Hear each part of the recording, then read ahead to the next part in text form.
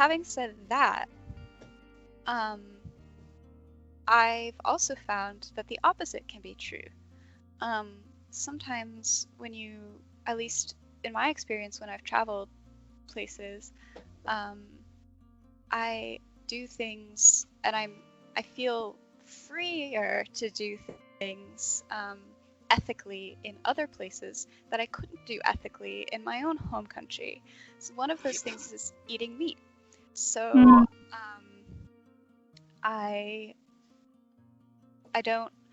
I've been a vegetarian since I was 16, so that's going to be about 12 years now. And I made that decision because in the United States, most meat production is very bad for the environment. It's bad for the environment, it's bad for the animals, it's bad for the people who work in those factories. It's just a really bad situation, and I didn't want to consume meat from those sources. So I made the decision that I was going to stop eating meat and cut back on things like dairy and eggs. But there are places you can go in the world where most meat production is actually ethical. Like you can go to countries where they don't have big factory farms, where meat production is from cattle who are, or beef production is from cattle who are free roaming. In Kyrgyzstan, I felt perfectly fine eating mutton, eating sheep, for example, because I saw them. Like I saw them on the hillside, living their little happy sheep lives.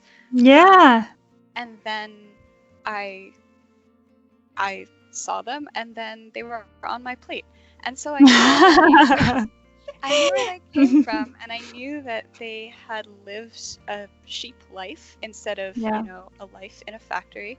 I knew the people who had raised them and slaughtered them and cooked them were healthy and not working in horrible factory conditions. And I felt okay with that because the meat had been raised in a sustainable, ethical way. But then when I came back, or when I went to Thailand then, because I lived in Thailand for a couple of years, again, I stopped eating meat because the meat production there is also factory farming sort of situation. Oh, I see. So I think there are definitely situations where you have to make sacrifices for sustainability and to make sure that you're being ethical when you travel. By the same token, sometimes there are things you can do ethically when you travel that you could never do back home ethically. Yeah, true. Yeah, I totally agree with you.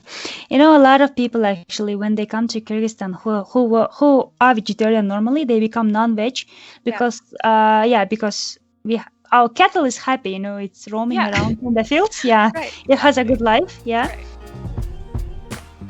For full episodes, go to solopacker.com.